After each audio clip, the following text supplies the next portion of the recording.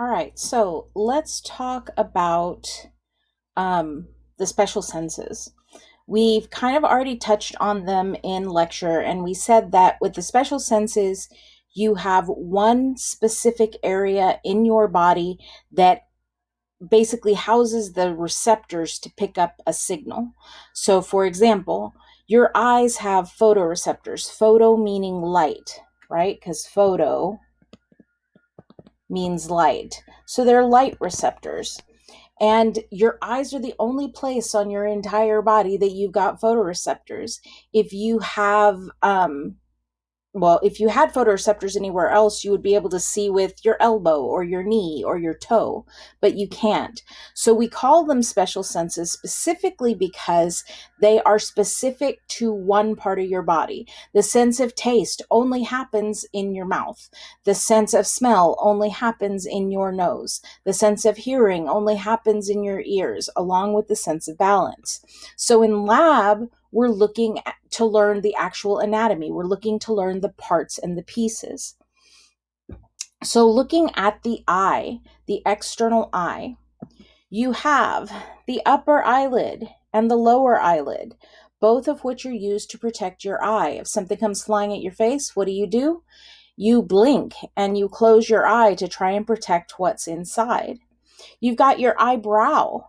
Your eyebrow is another protective structure, because if things are kind of flowing toward your eye like sweat, the whole point of your eyebrow being there is that your eyebrow should catch that sweat so that it doesn't actually get all the way down to your eye. Now, for those of you who do the Sharpie eyebrows, yeah, you're doing yourself a disservice. You actually do need an eyebrow. Yes, you can shape them, that's fine. But make sure that you leave something there because they do serve a purpose. Your eyelashes, these black things that you can see in the picture, they are also protective in their function. Their job is to catch things. Anybody who has a pet with fine hair, like a cat, knows exactly. Hang on, I've got cat hair in my eyelashes. The whole point is, and I know it's kind of a pain to have it in your eyelashes, it doesn't go into your eye. Instead, it stays on your eyelashes. Now, where your two eyelids meet on the lateral side, remember lateral is toward your shoulder, or on the medial side, medial is toward your nose, is called the commissure. So you have a medial commissure, the part that's closest to your nose, and you have a lateral commissure, the part, the meeting of the two eyelids is closest to your shoulder. And it's all to do with direction as far as their name, but the commissure is where two things come together. If you think back to AP1, in the spinal cord, you had the gray commissure where the two wings met, and the white commissure where the two lateral white columns met. So commissure is where two things meet.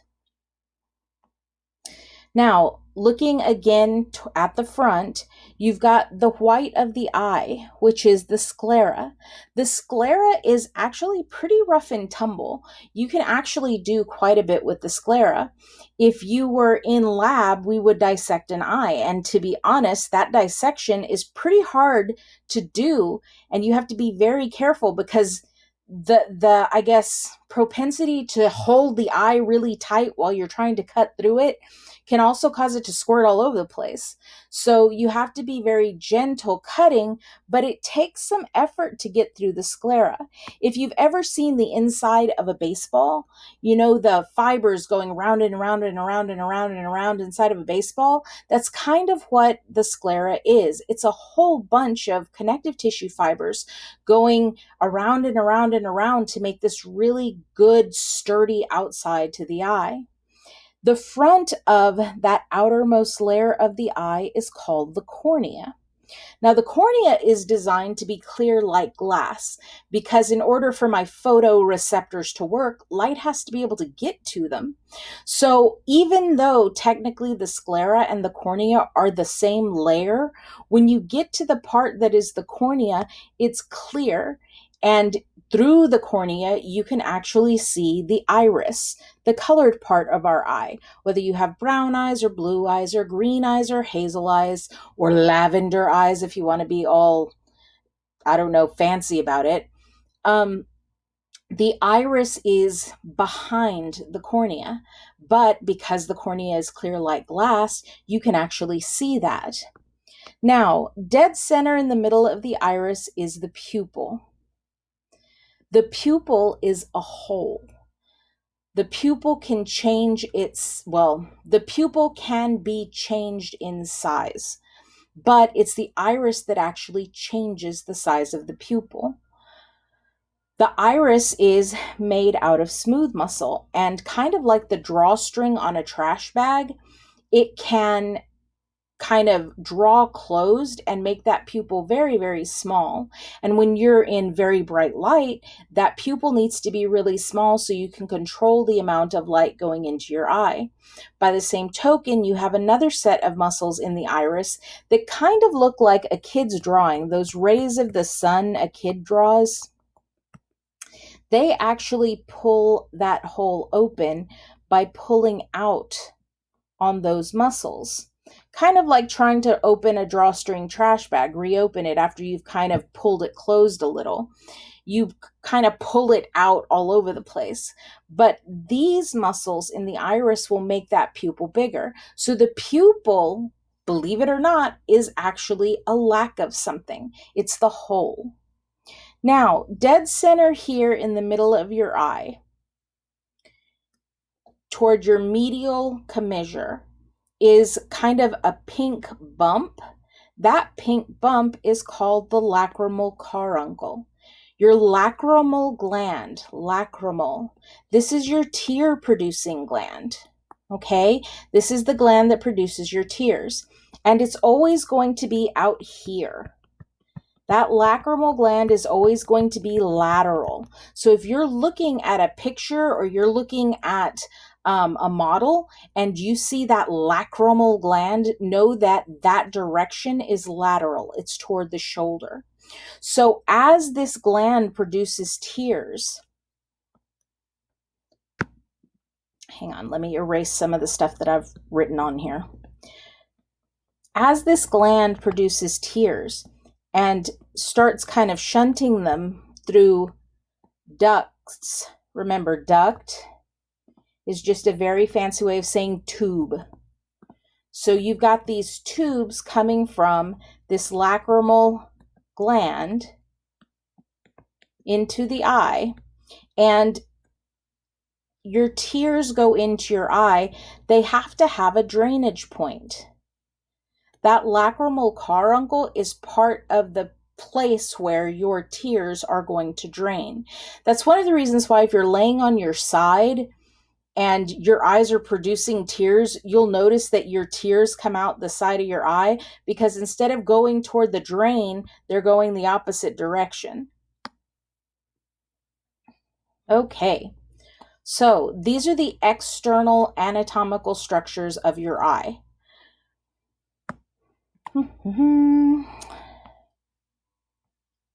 Let's look internal now. If I were to cut your eye on the sagittal plane, so into right and left halves, you would see something like this. You have 3 layers to your eye. When I talk about this in lecture, I always talk about peanut M&Ms, where on the outside you've got candy.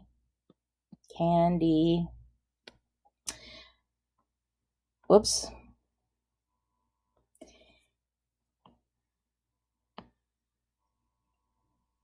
I'm going to go with orange.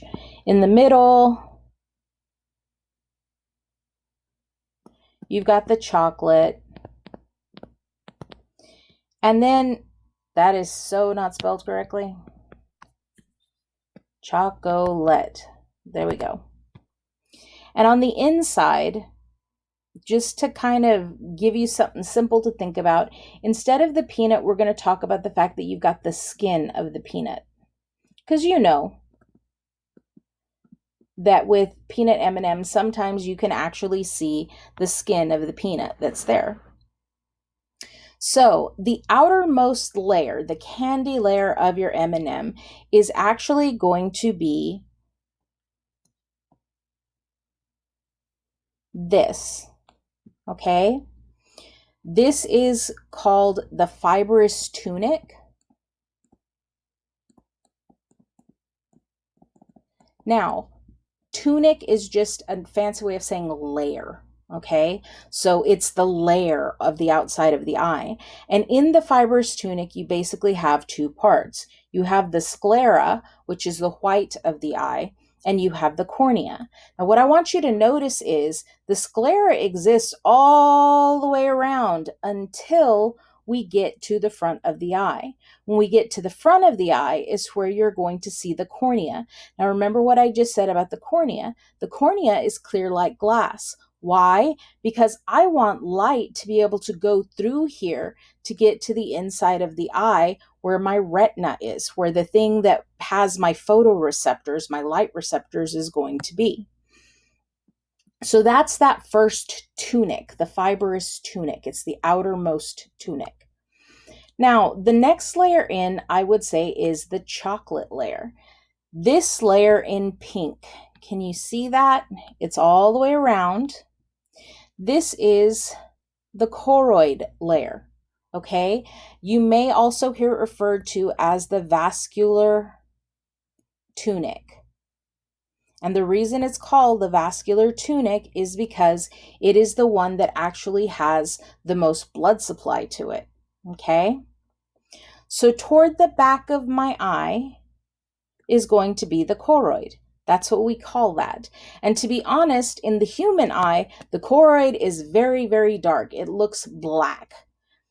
And the reason that is because when light goes into our eye, we want it to go in, get absorbed, and that's it. We don't want it bouncing around like you're reflecting light off of a mirror. We are diurnal creatures, meaning that we are creatures that are awake during the day. We should, by sunlight, have plenty of light to see around our environment. As we start coming forward with this choroid, though, okay, as we start coming forward, you're going to notice that this kind of starts to thicken up, right? Kind of starts to look a little bit thicker. Okay. That is still technically the choroid, but it's changing as it comes forward. And if you look from the back here, you'll notice that you've got kind of this rough and bumpy layer here.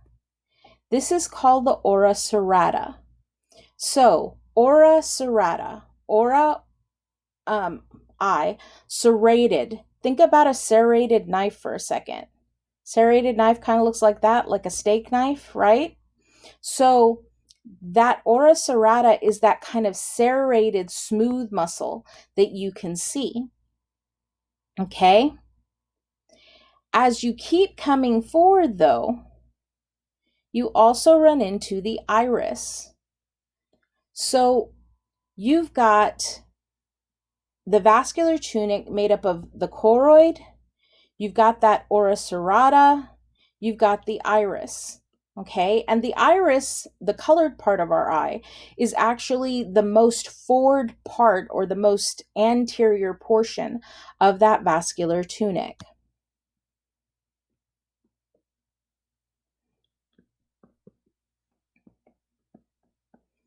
All right.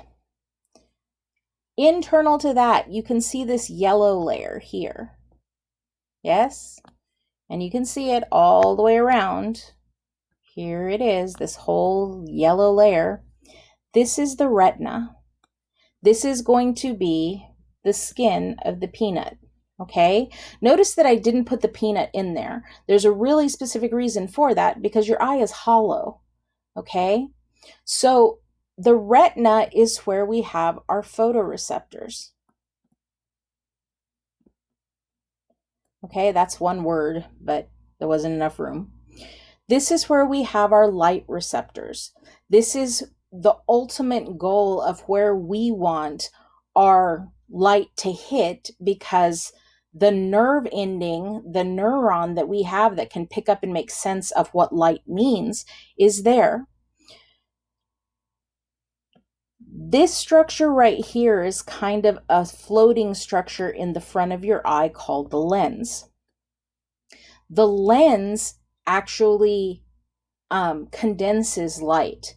When light comes in straight like this through the front of our eye, this actually helps to kind of bend it and focus it where we want it to go in the back of the eye.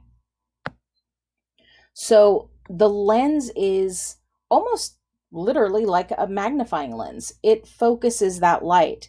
Now, where are we trying to go with this light? Here. See that little indentation right there? This is called the macula. In the back of your retina, the macula is the place where you have the densest amount of photoreceptors. This is where you have the most light receptors in your entire retina. So having the ability to focus light in that one place is really, really important. As well, toward the back of your eye, you have something called the optic disc.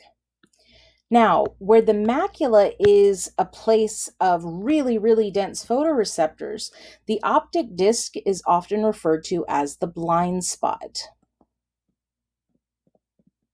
Okay? It's the entrance and the exit into and out of the eye. So blood vessels use this to come in, veins, other blood vessels use it to come out, and the neurons that are picking up signal use it to go out, to go up to your brain so that you can basically decode what the information means. What that ultimately means is it's a doorway. If I want you to be able to go in and out of a doorway, I can't close the door. So there are no photoreceptors here.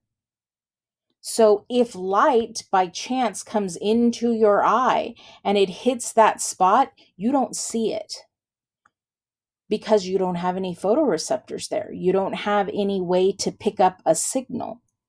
So that optic disc is going to be our entrance and our exit, where all of those neurons are gathering together to make one big nerve. That's the optic nerve in the back of your eye. You've got the central retinal artery. You've got the central retinal vein. Again, these are either going in if it's the artery or leaving if it's the vein. And you've got the retinal blood vessels.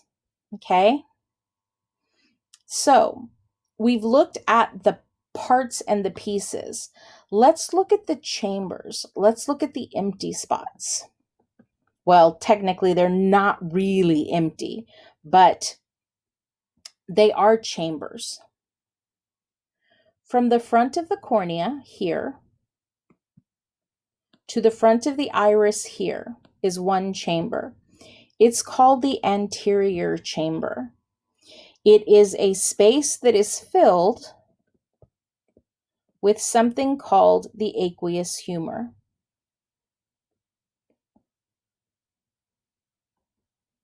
Aqueous humor is clear like water, and it's about the consistency of water. Okay? Now, from the back of the iris to the front of the lens here, okay, is the posterior chamber.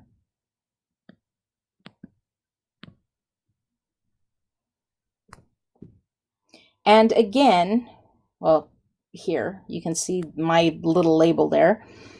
This is filled with aqueous humor as well.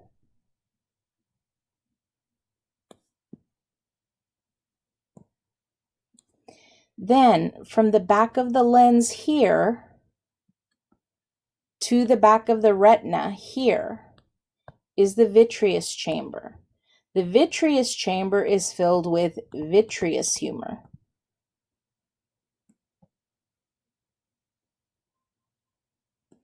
Now, vitreous humor is not like aqueous humor.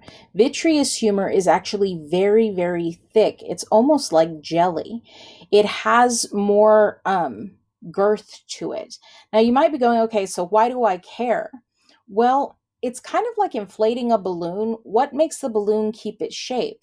The air that you've put into that balloon. It makes sure that if I poke at the balloon, it pops right back out, right? Well, these fluids inside the anterior chamber and the posterior chamber basically fill this enough that your eye doesn't collapse in on itself. The vitreous chamber being filled with vitreous humor not only makes sure that your eye maintains its shape, but it also pushes. So it pushes this way to keep your lens in place and pushes out in all of the other directions to make sure that your retina stays up against the wall. There's not really much holding your retina in place except for that vitreous humor. So let's say you're in a Ford collision and your head whips forward really, really fast.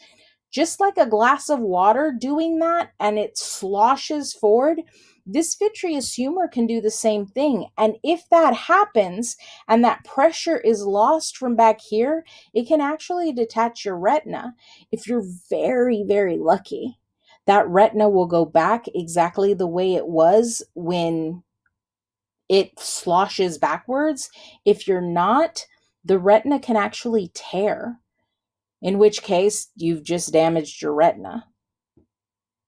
Okay. So looking at the muscles, the external muscles, the what's the word I'm looking for?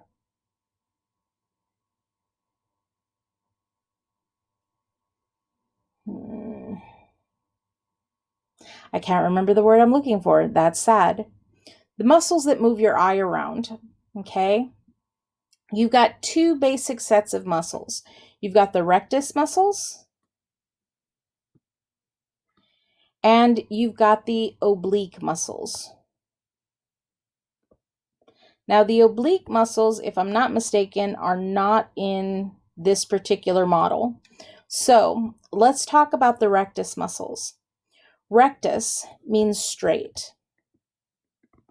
Okay, when you're talking about rectus muscles, what that means is that the fibers are all oriented in the same direction. So they're parallel to each other. Oh, wait a minute. There's one of the oblique muscles.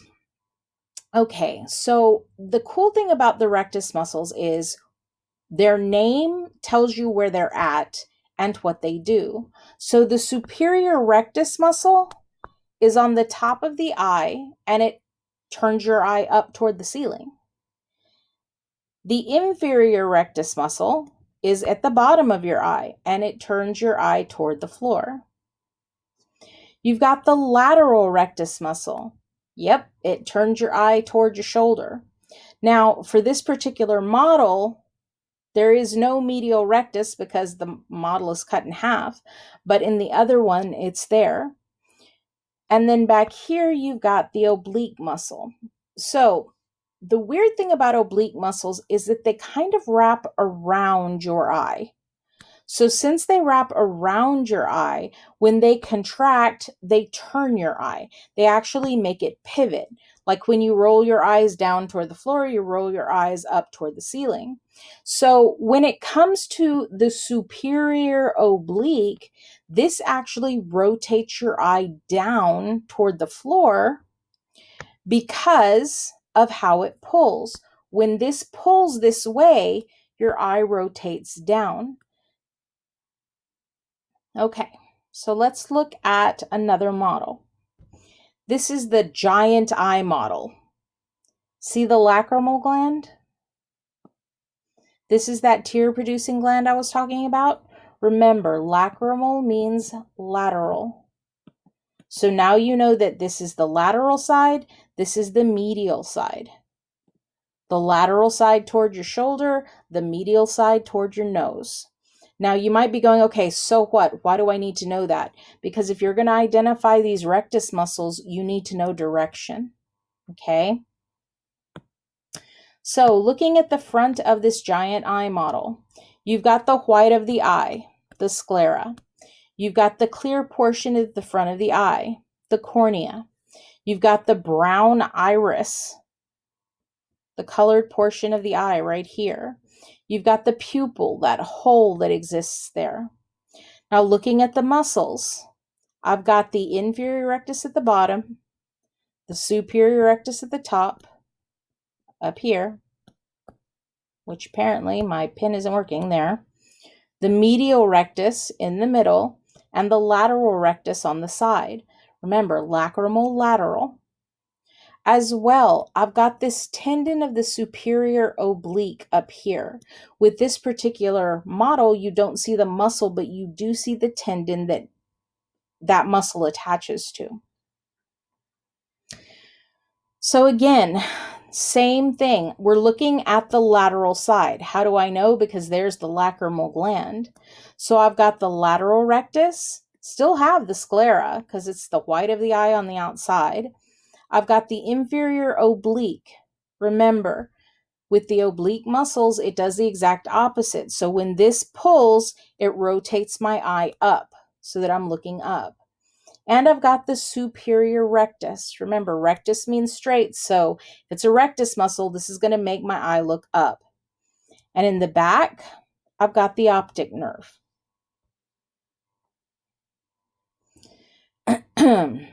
You can see the anterior chamber here.